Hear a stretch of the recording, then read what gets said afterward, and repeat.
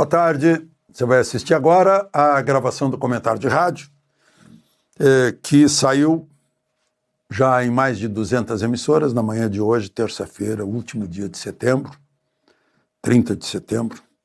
E lembre-se de se inscrever se ainda não fez isso. As inscrições estão subindo aí rápido, né? E ao final não esqueça de deixar o gostei ou não gostei. Então, vamos ao comentário.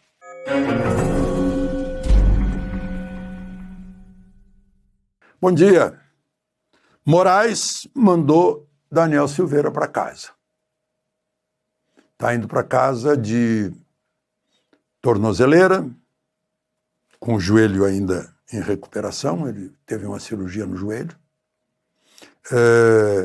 impedido de ter a voz digital que todos temos, que é a nova voz da democracia, frequentar redes sociais.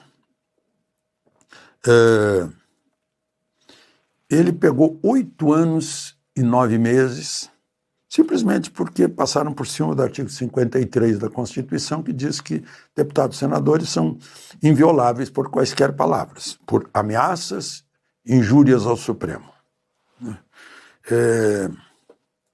Foi de boca. E contra a ordem, como é o nome? Ameaça ao Estado Democrático de Direito. Estado Democrático de Direito é quando a Constituição é cumprida, né? Isso é Estado Democrático de Direito. Bom, ele ficou a metade desse tempo preso. Estava ultimamente numa colônia agrícola, ou numa prisão agrícola lá em Magé. Pagou uma multa de 271 mil. Ele, quando foi deputado, em 2018, ele teve 31 mil votos.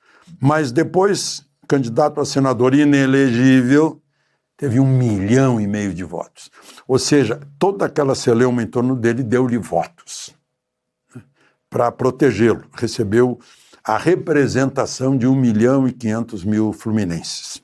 Bom, agora está indo para casa.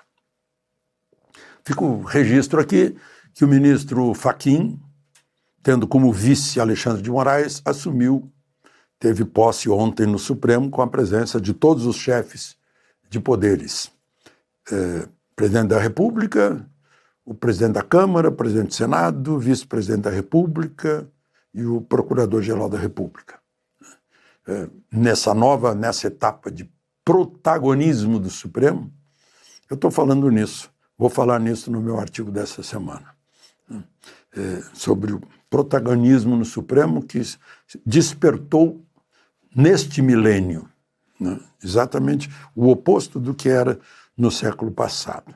Bom, o Nicolas era relator desse projeto que inclui facções criminosas como o PCC, Comando Vermelho, na lei de terrorismo, a lei antiterrorismo, né?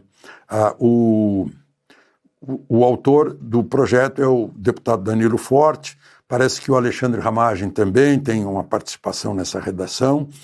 O Nicolas está abrindo mão para a relatoria de Guilherme Derrite, que é o secretário de Segurança de São Paulo, que está em licença na Câmara. Ele deve pedir demissão lá temporariamente para fazer esse relatório, eu imagino, né?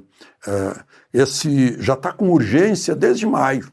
A Câmara dos Deputados decidiu pôr em urgência. Isso é fundamental, inclusive, para um olhar para o Brasil por parte do presidente Trump para combater o narcotráfico.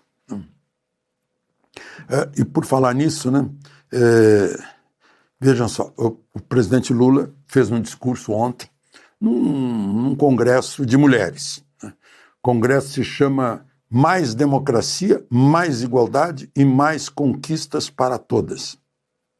Opa! Aí eu fiz uma conta, né? A esquerda está com 26 anos de poder, desde que assumiu Fernando Henrique, que se confessou um sociólogo marxista. 26 anos de poder, mas as mulheres não estão satisfeitas com o que a esquerda fez nesse tempo todo. E aí Lula fez um discurso dizendo que o autoritarismo teme as mulheres. Aí eu fico pensando, bom, o autoritarismo, então são homens que têm medo de mulheres? Que autoritarismo é esse, né? Fica esquisito. A propósito, vejam só, eu vi na Gazeta do Povo, diz assim, que um assaltante de farmácia foi preso, ele estava com 86 registros de furto, porte ilegal de arma, lesão corporal, ameaça. É um homem de 20 anos. E o juiz que negou a prisão preventiva dele, com toda essa ficha, ele foi preso assaltando uma farmácia, disse que não se podia prever que ele vai continuar assaltando, porque o direito não tem futurologia. Tem sim, se olhar as decisões do Supremo, tem, né? A pessoa é presa para evitar que faça alguma coisa lá no futuro. Aí descobriram que esse juiz que soltou o sujeito é marido daquela filósofa do PT que faz a apologia do assalto, né? Minimiza o assaltante, diz, assaltante é só necessidade, é um trabalho como qualquer outro, né? Márcia Tiburi, né? Aí será que esse é um dos maridos do autoritarismo que o Lula fala, que tem medo de mulher? Não sei se é isso, né? Mas enfim, incrível. São essas coisas aqui no Brasil que estimulam o crime, né? O crime aumenta porque é estimulado por esses pensadores, esses que se autodenominam intelectuais. De Brasília, Alexandre Garcia.